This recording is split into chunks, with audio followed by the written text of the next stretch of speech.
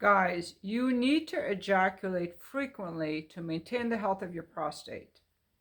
When you ejaculate, most of that fluid is from your prostate. Your sperm is a negligible part of it.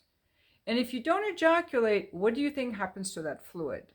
We know that so many more men are getting prostate cancer now. Why is that? So, you don't have to take my word for it. I've had men tell me this and it makes a lot of sense, so I just looked it up. Harvard Health Publishing. In a study, they found that men who ejaculated 21 times or more a month enjoyed a 31% lower risk of prostate cancer. And the results held up to rigorous statistical evaluation even after other lifestyle factors and the frequency of PSA testing were taken into account. So this was done on a study of like 30,000 men. So I will link the article in the description so you can verify it for yourself.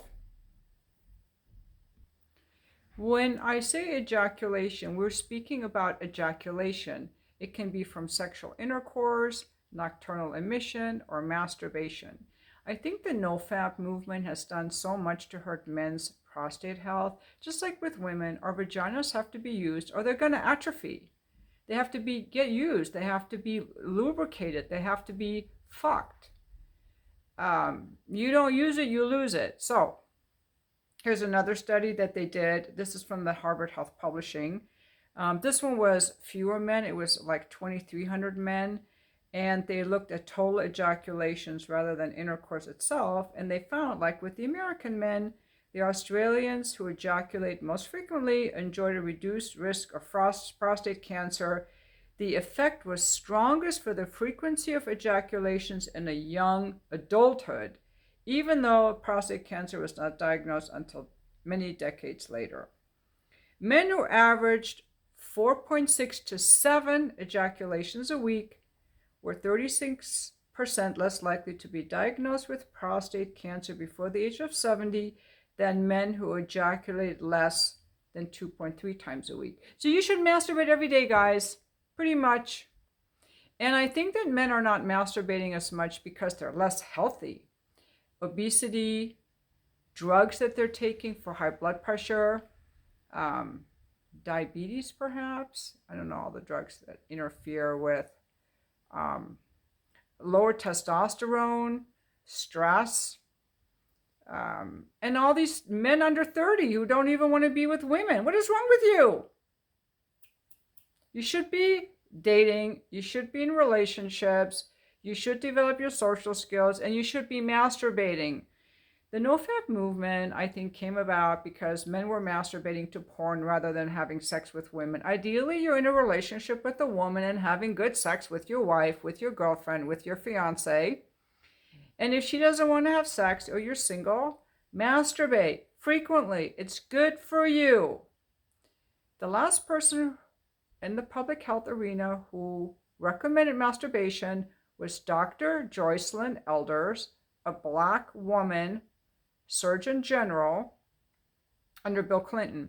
And during the AIDS crisis, she came out and advocated for masturbation as an alternative to having sex with other people. I think at that time we didn't know if it was how it was transmitted. And do you know she caused such an uproar in our very much prudish, sexually scared society? She had to resign or she was fired.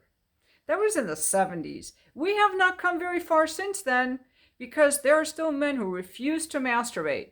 If they're Mormons or they're doing this NoFap thing, I'm going to tell you, every guy I've ever met who's NoFap was weird. They have they're weird, okay? So, you guys should be masturbating. It's healthy. You have a libido. As a woman, I don't have to masturbate to release a prostate thing. I don't have a prostate. But I do think that it's healthy for me to masturbate frequently. I'm not going to tell you how often I do it, but I do it regularly. I'm not going to tell you how much. It's personal to me. You don't have to tell anyone how often you masturbate. What my point here is that I do not think that women have that same health benefit from masturbating. Or I don't think that women who don't masturbate have a higher chance of getting some kind of cancer. But maybe we do. I don't know. I just think that when people have a libido, it's a sign of health. When people lose their libido, it's a sign of illness. And that's why I think they're getting the prostate cancer. It could be more than just not masturbating. So, frequency of ejaculation early in adulthood has the greatest impact on the risk of prostate cancer decades later. So, and this is a time when the prostate is developing and maturing. Just like childhood sunburn is a risk for melanomas later in adulthood, something like that. And prenatal factors that influence birth weight appear to influence a lifetime risk for hypertension and disease. But even if you're older, you should still masturbate, I think. What could go wrong? Okay, so I'm going to link this study in the description, and I'm just interested more in like if you've heard of this study before, if this study makes sense to you. You know, you got to clean out the pipes, so to speak. Just, you know. Because again, if you're not masturbating, all that prostate fluid is sitting in your prostate. It's there. It's made. It's just sitting there, like coagulating and probably doing something to your prostate. What is it doing? I don't even really know. Well, according to just a quick search on Google, it just it gets reabsorbed by the body, so it doesn't seem to cause any problems, or it can cause a feeling of fullness. I don't know. I don't know if we all really know. We should be doing more sex research in the study.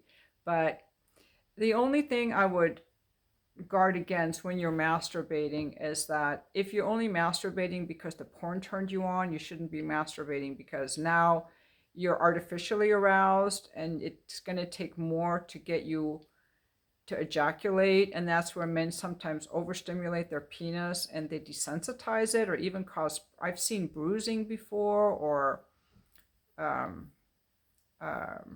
like a scab. You don't want to do that. A healthy man is going to be naturally aroused. He's going to masturbate for release and then fall asleep or get up or do it after a workout. Just do it when you naturally feel it. So if you don't feel your arousal level, check into your body, like, why I'm not aroused. What does my penis need from me? What does my body need from me? Just kind of check in, so you don't have to force it. But you know, like we're spiritual beings in animal form, just like we have an appetite for food and for seeing the sun and being outdoors and connecting with people. We have a libido that wants to be addressed. If your libido is dead or neutralized or dormant, or you can't feel it, you know, get curious about it. Like, what's going on with my body? Why don't I have an arousal? What happened to my arousal? When was the last time I was aroused? You got to kind of check in. So if you want some coaching around this, you can go to my website, thetreasurewithincoaching.com. Description in the video. I'm happy to help you. Or you can just do, you know, listen to your feelings and your intuition and check in with your body. Make sure that you're healthy enough that you actually have a libido. Because in my opinion, a libido is a sign of health.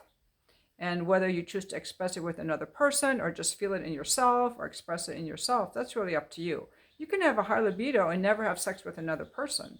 You can be celibate or abstinent or whatever and still have a libido, and still masturbate, or still have that libido give you like a sense of aliveness and, you know, connection with your body. It's a sign of health in my opinion. So thank you for watching my video, and I'll see you guys in the next one.